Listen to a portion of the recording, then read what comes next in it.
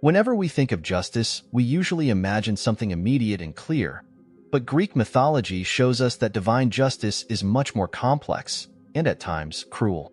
The case of Tantalus, a man who dared to defy the gods, makes us reflect on how far our actions can take us. The punishment he received was undoubtedly one of the most extreme ever recorded in Greek myths, but did he truly deserve such a severe sentence? It's easy to point fingers and say yes, but what if we were in his place? Tantalus, the son of Zeus, enjoyed a privileged position, but a single mistake changed everything. This story makes us question the concept of justice. Is it truly fair, or merely an expression of the power of those who enforce it? And if the punishment is eternal, what does this teach us about the balance between the errors committed and the severity of the consequences? Tantalus, son of Zeus, was not just another mortal living among men. He had the rare privilege of being invited to the gods' banquets on Mount Olympus, something unimaginable for any human being. Imagine being in a room with figures like Zeus, Hera, and Apollo, sharing their stories and divine delicacies. Tantalus' position was undoubtedly one of prestige, but with that status came enormous responsibility, maintaining the trust of the gods. After all, for those who received much, much was also expected in return. It's as if, nowadays, you were invited to join an exclusive circle of influential people where access to knowledge and opportunities was at your fingertips. However, this proximity to power brings challenges. By participating in these banquets, Tantalus became a confidant of the gods, having access to information and secrets that no mortal should ever know. And of course, with great privileges come great temptations. He began to question how far he could use this to his advantage. This situation is similar to those who reach a position of power and, at some point, face the dilemma of how far they can go before breaking the trust given to them. Greek mythology is full of such stories, where the line between privilege and betrayal is thin. And so, what Tantalus would do next would not only shape his fate, but also become an example of how even the most privileged can fall. Despite his privileged position among the gods, Tantalus made a mistake that could never be overlooked. He betrayed the trust of those who had given him a place on Olympus by revealing divine secrets to mortals. This betrayal not only broke the bond between him and the gods, but also revealed his inability to value what he had achieved. It's as if, upon receiving confidential information at work, someone were to disclose it, compromising the security of everyone around them. This kind of action always has consequences, and in Tantalus' case, the repercussions would be profound. Beyond revealing divine secrets, Tantalus went even further by stealing the gods' food, the famous nectar and ambrosia, which granted immortality and power. He brought them to Earth, perhaps believing he could share this power with mortals, or even use it for his own ends. But the arrogance that led him to think he could act with impunity only highlighted how much he underestimated divine justice. In history, we see many similar cases of leaders who, feeling untouchable, made mistakes that led to their downfall. This betrayal teaches us about the limits of power and trust. When a person abuses what has been entrusted to them, whether out of selfishness or greed, they place themselves in a position of vulnerability. And in Greek mythology, abusing the gods is something that never goes unnoticed. Tantalus' betrayal marked the beginning of his downfall and would only be the prelude to the punishment that would follow. Tantalus' betrayal reached its peak when, in an act of pure perversity, he invited the gods to a banquet, serving his own son, Pelops, as the main course. This action was not only a crime against humanity, but also a cruel deception against the gods. He thought he could mock them, as if the gods, with all their wisdom and power, were incapable of perceiving such an atrocity. Imagine today someone deceiving their friends or colleagues with something so vile, believing they wouldn't be discovered. The broken trust would never be recovered. In the context of Greek mythology, this banquet scene was not just an act of betrayal, but also an attempt to subvert divine order, something the gods would never forgive.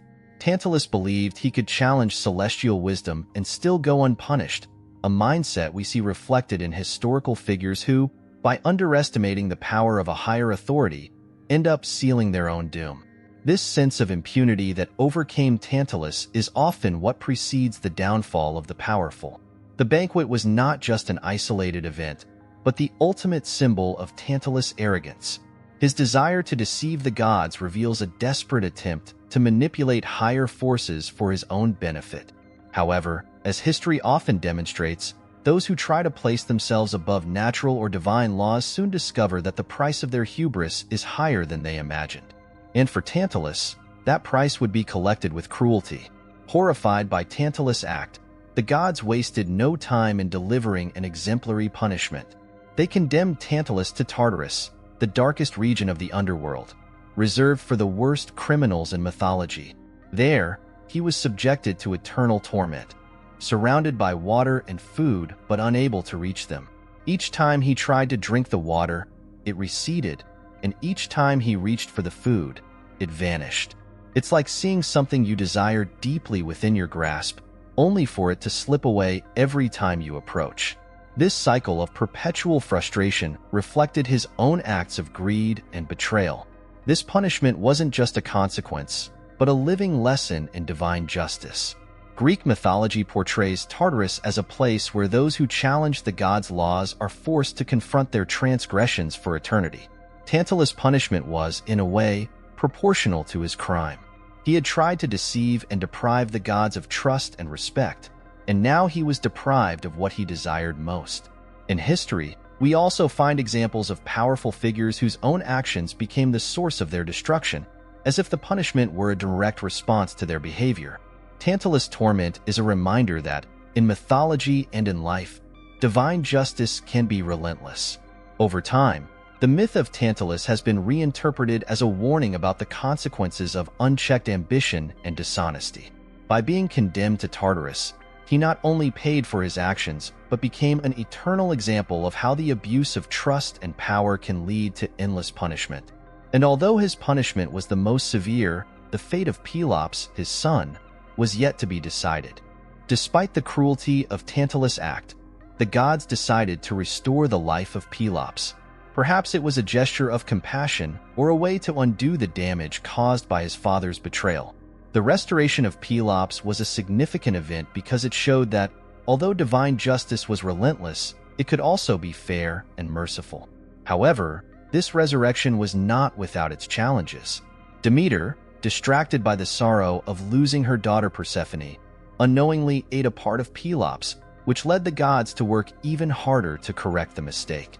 This incident reminds us that even the gods, with all their power, are sometimes vulnerable to their emotions.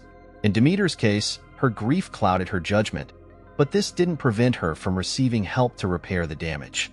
In fact, Pelops' life was fully restored, except for the part Demeter had consumed, which was replaced by a piece of ivory, giving him a visible symbol of his experience. Just as in history, where individuals often bear the marks of their trials, Pelops too would become a figure marked by suffering and redemption.